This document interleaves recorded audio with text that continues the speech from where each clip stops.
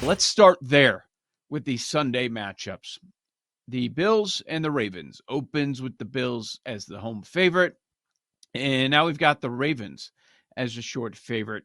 Mostly ones. I see a couple of 1.5s at a very public books out there. So that is interesting. Not much movement on the total. That one's been sitting 51 and a hook for quite some time. A lot of reference going back to week 4 when the Ravens crushed the Bills, just absolutely demolished them 35-10.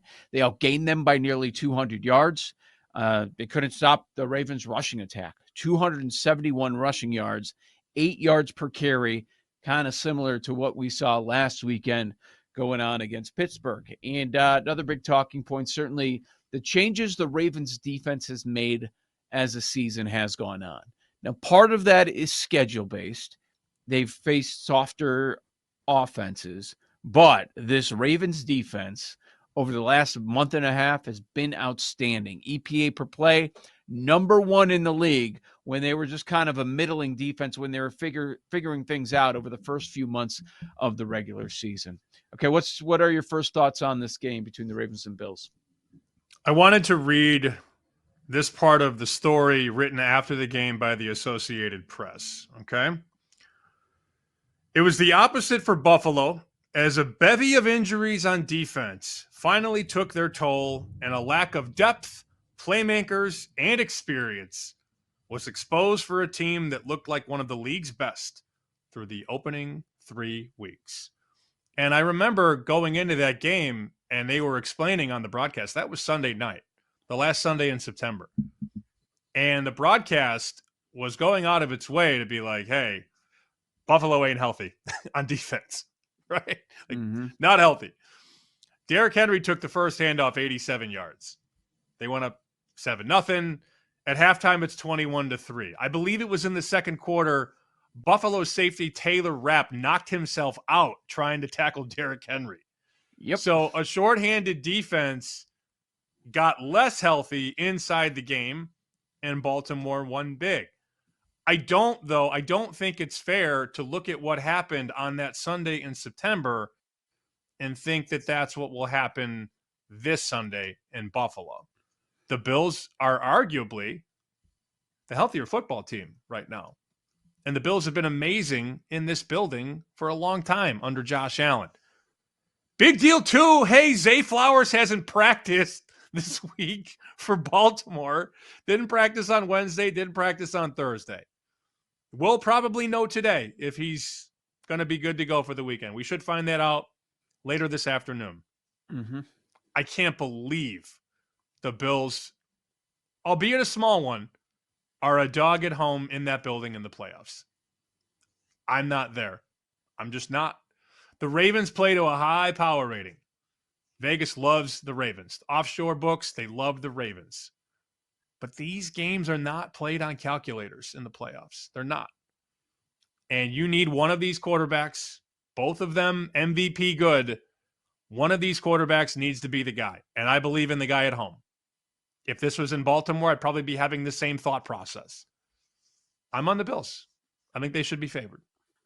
This time around, it's a clean injury report for the Buffalo Bills. The only one that's even worth bringing up is backup running back Ray Davis suffered a concussion last week. He's been limited throughout. He's got to go through the protocol and all that, but the Bills are much healthier.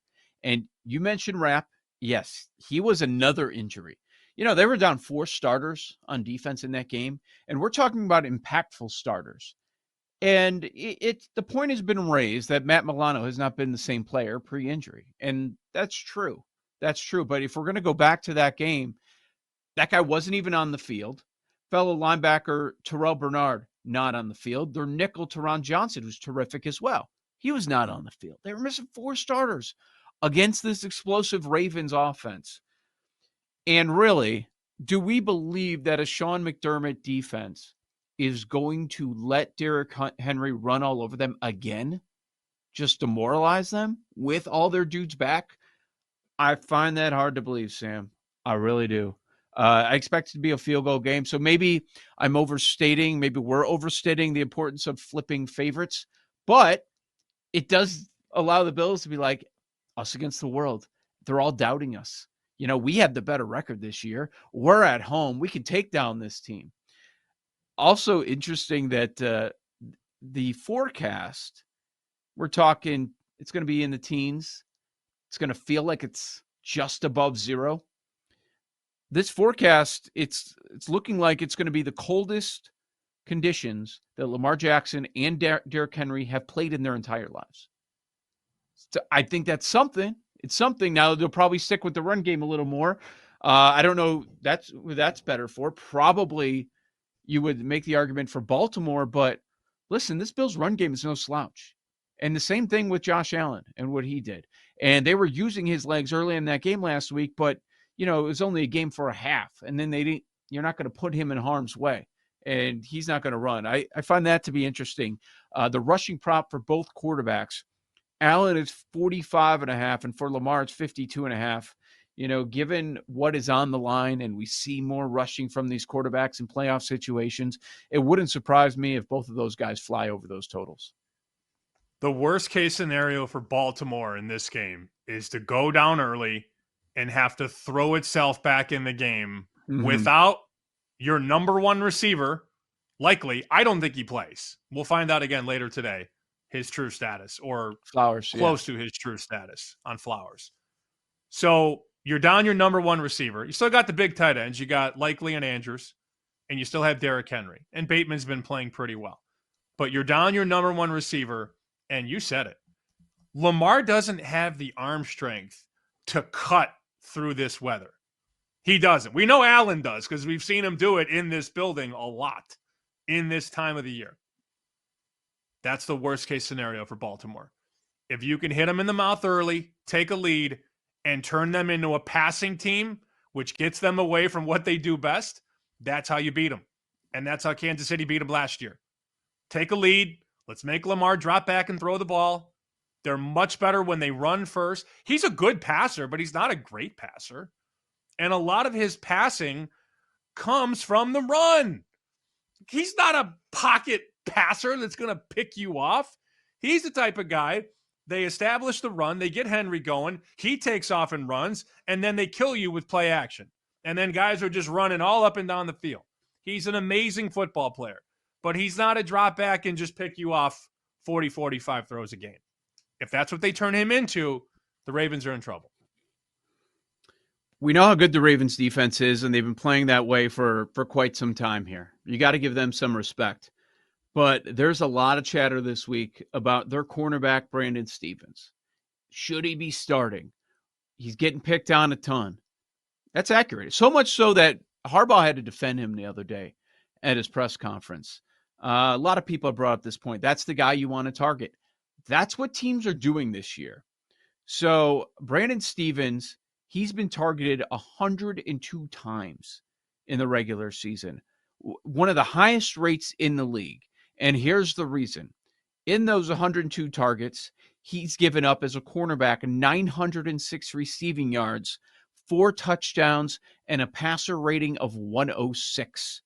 Our friend Adam Chernoff brought up that if you look at the coverage grade on PFF, Brandon Stephens ranks 175 out of 200 cornerbacks in the league.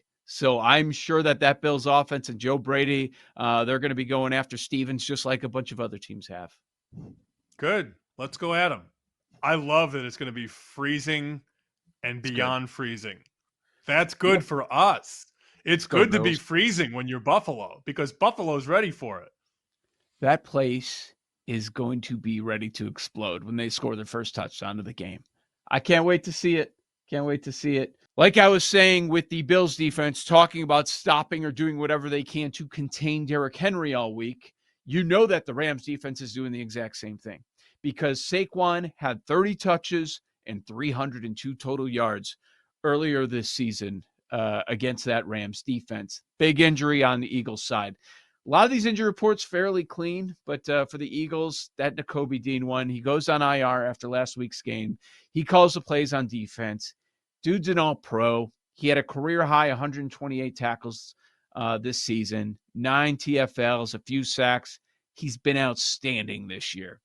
And And Paul, I was looking at the Saquon props last week. They were extremely high for good reason. And he goes over on the last play that was run by the Eagles, and it's even higher this week. The prop is 111 and a half. Have you ever seen a running back with a rushing prop this high? I don't remember. I don't even think Henry in his heyday with those Titans teams that went to the playoffs, I don't even think he was here, right? I mean, I feel like he Yeah. was around his current number, 98 and a half, probably 102 and a half, some maybe up to 104 and a half. But this is another level. What's the combo? Is it like 125 and a half? Oh, it's got to be. I mean, I yeah, maybe feel even like it was like higher. what 119 and a half last week, something like that, and he went over late, but it was close. Yeah. I Barely. Do you have any interest in that? Like, I just don't. Nope. And maybe it's stupid. It's just like, why? No. I just feel like that can lose so many more ways than it can win. And then when he goes over, it's like, yeah, well, duh. Yeah, I only brought it up because it's a crazy high number. That's the only reason I brought it up. I'm like, how do you bet this? You can. I mean, if you look at his season, he's gone over this number the majority of the time, but I'm not going to be betting it. I'm not going to be there. One prop that did jump out to me is it's kind of gone under the radar how bad Cooper Kupp's been. And in the last month, last 4 games, he's averaging 2.5 catches, 20.5 yards, no touchdowns. He had one grab in Monday night's playoff game. The Cup prop is 39.5, and he didn't do much Wow. the last time they played. I think the 39.5 is too high. What do you think? Yeah. It's mind boggling to me how it's like when Puka's out there, Cup is might as well not be out there instead of being able to like do both, like to go left, right. It's like no, Puka basically takes everything from Cup. But then when Puka would go down, all of a sudden it's like, oh, Cup's back. It's a Cup resurgence. I just that's the crazy part to me is why they can't figure out how to like do a dual threat with those two guys. Yeah. Anything that I say on the Eagles, you have to understand that Joe and I are two of the most prominent people on this network that have been talking about the Eagles since August. So Yep. it's not exactly surprising that I'm sitting here before the divisional playoffs saying I like the Eagles.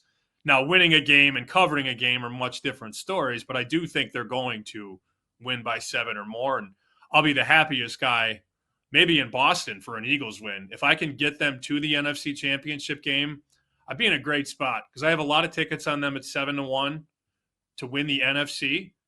And if it's Detroit, Philly, I'm thinking it's going to be Detroit -2, 2.5. So that's a natural head spot, right? Yep. Like you just take Detroit on the money line and you cut into that 7-unit profit per ticket. And now you've got the NFC champion. Like that's perfect. It's a lot unlike the Notre Dame ticket because they're an 8.5 point dog. It's hard to get over the top when you're laying 350 on the money line. But Detroit, Philly would be great for me. And obviously Philly, Washington would be preferred. Then you've got the 7-1 bet, and you're now, I mean, if Detroit is 9 on Washington, Philly's 7.5. So that'd be perfect. And then you can hedge with the dog. But I do think it's like 27-10 Eagles, something like that. Lean to the under, and I do think Philly's defense just shuts it down. You can't really during the run regular on them. season. You can't really run on them. And I don't think Stafford's going to have the ability to do that quick pass crap and just do that and needle them down the field. I don't think you can do that on Philly. You have to be physical against the Eagles D. I don't see it. I don't either. I mean, what's the path to victory? It's going to go through Puka. Fangio knows that. They're going to do a good enough job, at least to contain him a little bit. The weather also seems to be advantage Philadelphia. It could be a snow game, according to a lot of the reports. Wind throughout, but not crazy high, but there will be some gusts 20 miles per hour. You brought up Stafford outside. I mean, that's what he's done his entire career. He goes from Georgia to Detroit, LA Rams, mostly indoors throughout his career. And he's going to have to deal with the elements if they want to win this one. They want to march on. So the Rams, it seems like they're going to be a bit of a public dog since it is 6 and the Eagles didn't look good last week. They went in cover. element of luck because the Packers receivers kept going down. Jordan Love throws 3 interceptions. They end up +4 in the turnover margin. So I get that, but I think we're going to be reminded just how talented this Eagles team is this weekend. So I'm with you on that. The 6 makes sense.